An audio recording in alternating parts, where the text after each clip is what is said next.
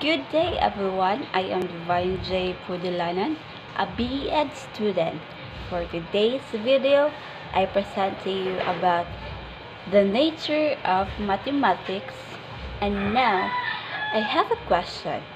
Do you think mathematics is everywhere?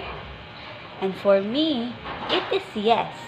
Mathematics is everywhere, not only numbers, finding x, but a mathematics can be present in nature that surrounds us. As we discover more and more about math in our environment, come and join me. I'll show you about math in my surroundings.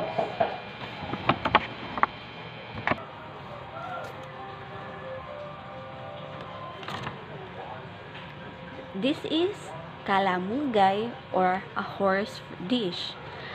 It presented a fractional dimension because it has one group of patterns that are self-similar and repeat a different scale.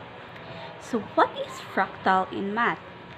Fractal in mathematics, any class of complex geometric shape that commonly have fractional dimension. Not only kalamungay has a fractal that we can see in our nature, but also include branches of trees, snowflakes, lightning and electricity, plants and animals, and more.